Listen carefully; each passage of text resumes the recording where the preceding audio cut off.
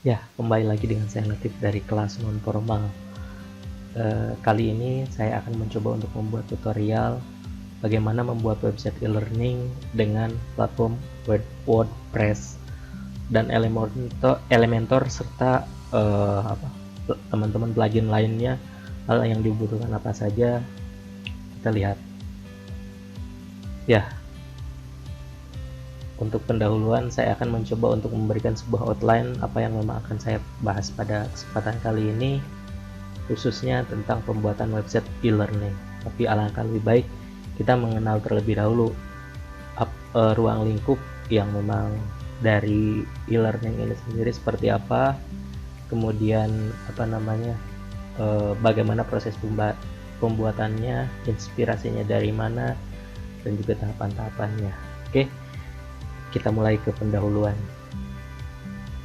Jadi sebagaimana kita tahu ya, saya ingin sedikit menjelaskan terkait e-learning itu apa. Jadi e-learning itu berdasarkan Wikipedia itu adalah sistem pembelajaran elektronik atau pembelajaran yang dapat didefinisikan sebagai sebuah bentuk teknologi informasi yang diterapkan pada bidang pendidikan berupa situs web yang bisa diakses di mana saja. Ya, bisa dilihatlah e-learning itu apa. Cuman bagi saya e-learning itu secara simpelnya adalah metode pembelajaran berbasis elektronik, yaitu sistem pembelajaran yang menggunakan media elektronik yang berupa website, aplikasi, ataupun lainnya sebagai tools untuk membantu aktivitas. Makanya disebut e-learning, tetapi pada hakikatnya ya learning itu pembelajaran, ya sebuah aktivitas antara pengajar dan pembelajar gitu. Nah, mungkin sedikit gambaran juga ya, di tengah arus informasi ini muncul berbagai bisnis pendidikan yang mungkin bisa diperkirakan. Di sini saya ambil dari blog Euromonitor, itu nilai bisnis pendidikan pada tahun 2025 berdasarkan nilai kapitalisasinya.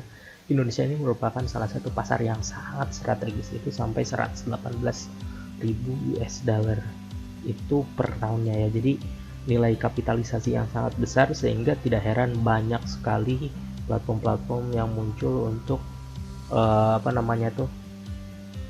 memperkenalkan dan mulai menjual produk-produk yang mereka miliki. Apa saja nanti saya bahas di segmen yang lainnya. Dan mungkin teman-teman juga tahu, salah satu aktivitas di pandemi ini adalah hadirnya kartu prakerja dengan segala macam kontroversinya. Dan yang toh sebenarnya itu kan pada saat masa awal-awal sekarang ya udah ngalir gitu aja ya, udah sampai banyak gelombang. Saya juga nggak tahu sampai gelombang berapa, saya nggak terlalu ngikutin. Yang pasti platform prakerja ini menghadirkan adanya ruang-ruang pembelajar yang bisa mengakses pembelajaran secara elektronik yang dibiayai oleh negara, di mana banyak sekali platform-platform yang hadir gitu kan, misalkan yang menjajakan dagangan, jualan kursus online-nya pada masing-masing platform yang disetujui di sistem prakerja itu. Nah, di sini selain memang adanya kehadiran bisnis prakerja dengan nilai kapitalisasi yang besar, ada banyak hal yang memang bisa kita lihat. Ini mungkin sebagian kecil yang memang saya tampilkan saja. Ada ruang guru, kemudian sekarang juga mulai corporate university, itu dalam artian kayak seperti Gojek University, Pertamina University, masing-masing membuat kelas khusus sendiri untuk menyesuaikan kebutuhan corporate-nya.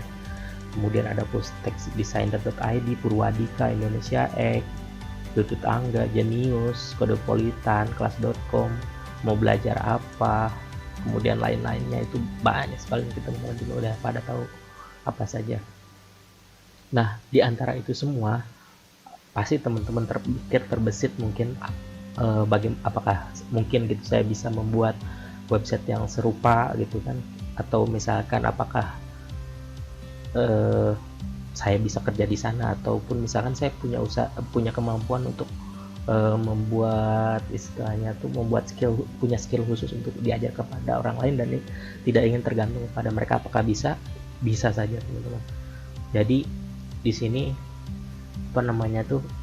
contohnya misalkan teman-teman punya keinginan untuk membuat website, bagaimana cara memulainya. Nah, pada kesempatan kali ini saya akan mencoba untuk membahasnya. Saya mulai dari sebuah inspirasi desain. Jadi desain inspirasi ini bisa banyak sekali teman-teman ambil, baik dari website seperti untuk yang menghadirkan situs-situs berupa showcase seperti Dribbble, kemudian juga di microstock juga bisa, atau misalkan kayak di Elemen Enva atau Prepic dan lain-lain, bisa mencari inspirasi desainnya, atau juga ada yang bisa dibeli lisensinya.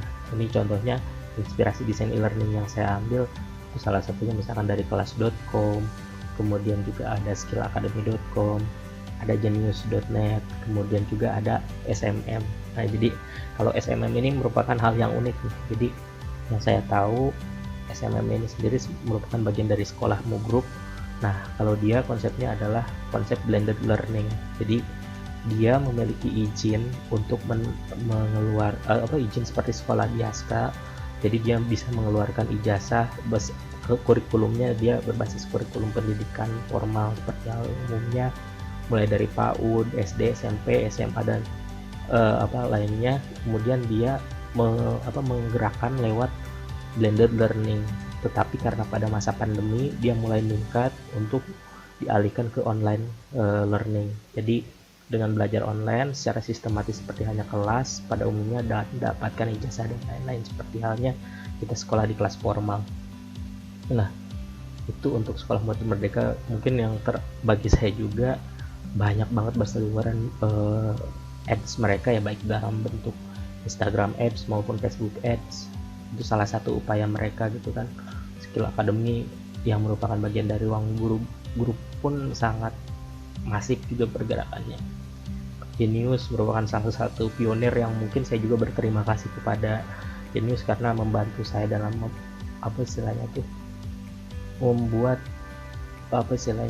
memberikan inspirasi pembelajaran bagi saya pada waktu saya SMA waktu itu untuk masuk ke universitas. Nah, bagaimana tahapannya? Jadi ada beberapa tahapan untuk membuat website ini sendiri. Yang pertama, kita perlu melakukan analisa kebutuhan.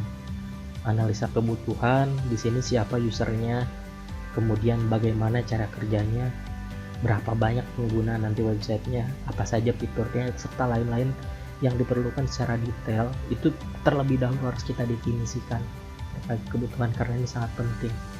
Jangan sampai kita ini buat website seperti ruang guru. Ruang guru itu banyak banget variabelnya gitu. Gak bisa kita buat website tapi nggak tahu variabel dasarnya itu apa aja.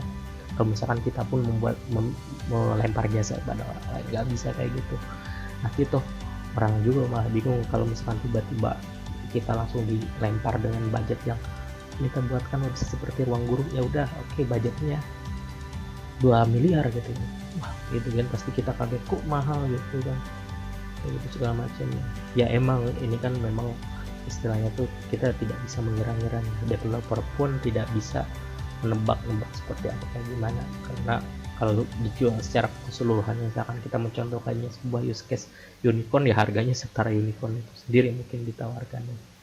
Nah, berikutnya setelah kita selesai analisa kebutuhan, kita lakukan yang tahapan kedua adalah membuat fitur secara detail, kemudian membuat flowchart detail masing-masing. Jadi ini yang pertama adalah misalkan kita fitur belajar online, di mana di fitur belajar online itu memungkinkan kita membuat materi secara online, kemudian juga memungkinkan kita untuk membuat tugas secara online, kemudian yang ketiga membuat ujian online, kemudian 4 absensi online dan lain-lain hal yang bersifat online mendukung fitur pembelajaran online.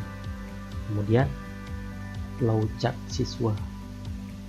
Flowchart siswa di sini maksudnya ketika saya sebagai siswa apa saja yang bisa saya lakukan. Pertama, saya register dulu, kemudian saya setelah punya akun kita melakukan aktivitas login, kemudian setelah login kita bisa memilih fitur kelas. Misalkan saya kelas 1 hanya memilih kelas 1 saja, dan kelas 2, kelas 3 itu kita tidak boleh melihatnya. Di kelas 1 kita milih pelajaran matematika bab apa, kemudian kita bisa lihat progres kita, misalkan di bab 1 tentang matematika dasar, bab 2 kita belum bisa mengikutinya, dan kita bisa melihat per bab tersebut ada sectionnya lagi nanti setelah selesai bab tersebut bisa ujian, kemudian juga bisa melakukan upload tugas, kemudian juga melakukan absensi online, kemudian itu kan flowchart siswa sampai nanti logout kembali. Kemudian flowchart guru, dari sudut pandang guru gimana? Flowchart guru kan sama, mungkin register, punya akun, login, dia masuk ke sistem, kemudian juga dia membuat kursus atau membuat kelas sendiri ya, berarti dia pertama masuk ke kelas, kemudian login, kemudian juga dia dia bisa membuat kelas sendiri, kemudian di sana dia bisa memantau muridnya, dalam artian memantau progresnya dan lain sebagainya. Itu flowchart gurunya. Nah, setelah list fitur dan flowchart itu disepakati, baru langsung ke tahap berikutnya adalah pembuatan website. Paling penting pertama adalah tentukan domain dan hostname-nya. Kalian lupa gitu ya. Domain ini sebagai identitas atau nama digital teman-teman di dunia website. Kemudian hosting ini juga penting, nanti berdasarkan di analisa kebutuhan. Ketika tahu siapa usernya, tahu bagaimana cara kerjanya, berarti tahu misalkan sebagai kira-kira berapa banyak orang yang bakal terlibat dalam sistem ini, sehingga hosting yang digunakannya pun harus sesuai, dan jangan sampai kita hanya mengambil space kecil, RAM kecil, sehingga memberatkan sistem sehingga terjadi hal yang tidak diinginkan. Nah, setelah domain dan hosting tahap berikutnya, karena kita menggunakan misalkan pilih WordPress, kita tentukan pluginnya apa saja, temanya apa, kemudian berapa harganya, apakah dia berbayar tahunan, berbayar lifetime, atau seperti apa, tanyakan kepada developernya atau kepada tim ke masing-masing. Kalau misalkan teman-teman bersifat sebagai developer, coba cari list sendiri, kemudian baru ke tahap pembuatan website. Nah, habis seperti itu baru kita melakukan proses uji coba dan evaluasi komponen. Nah kurang lebih seperti itu secara konsepnya, secara teorinya. Nah mari kita sedikit untuk penggambaran ke tahap pembuatan website. Di sini saya sudah membuat satu domain baru, yaitu Classpress /belajar. Di sini saya sudah install website kosongan. Nah ini WordPress, jadi ini saya punya. Nah ketika kita sudah menentukan yang pertama, nah tema ini kalau saya favoritnya tema yang murah itu ada GeneratePress.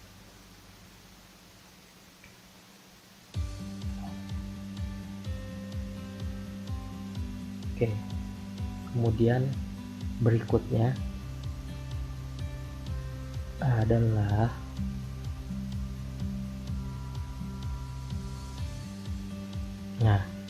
GeneratePress ini kenapa saya pilih itu karena tema yang termasuk cepat ya,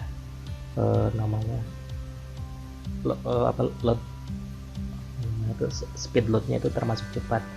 Kemudian apa saja plugin yang dibutuhkan? Yang pertama, kalau saya ini menggunakan plugin favorit ya, Elementor. Jadi fungsinya Elementor di sini adalah untuk membuat website kita itu lebih mudah untuk dikustomisasi dari segi front end atau dari segi tampilan. Nah ini kalau misalkan untuk Elementor, dan Elementor sendiri terdapat banyak sekali add-on lain, seperti ada Essential Element, Essential Add-on, kemudian juga Elementor Header Footer Happy Add-on, Power Pack dan lain-lainnya. Jadi di sini yang saya pilih itu Elementor, dan kalau bisa itu Elementor Pro, cuman harganya lumayan, ada per tahun ada ininya. Cuman karena kalau saya sendiri kebetulan punya langganan tahunan, sehingga saya bisa menggunakan Elementor Pro itu sendiri untuk kebutuhan website saya ataupun untuk klien itu Elementor. Dan nanti Elementor ini itu harus dia wajib diaktifasi, karena kalau nanti tidak diaktifasi dia tidak bisa menggunakan fitur-fitur widgetnya, tetapi fitur-fitur basic seperti di sini untuk misalkan theme buildernya itu bisa digunakan, tetapi untuk fitur-fitur lainnya tidak bisa digunakan. Lalu pakai apa lagi plugin yang dibutuhkan untuk e-learning? Itu salah satunya tambahnya pakai tutor LMS. Silahkan cari namanya tutor LMS. Sebenarnya itu ada banyak.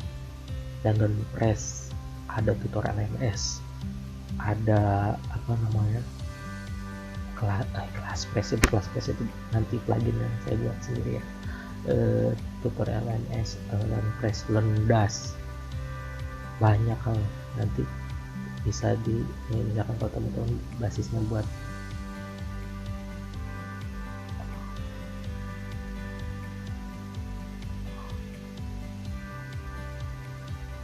ini nanti untuk awal. Oke.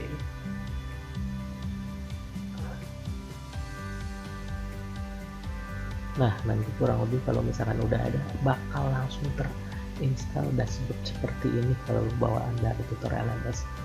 Kemudian juga ada student registration, instructor registration. Oke, mari kita saya rasa cukup ya, antara Elementor, tutor LMS, kemudian tema yang cepat. Bagaimana proses pembuatannya? Ikuti pembuatannya bersama saya.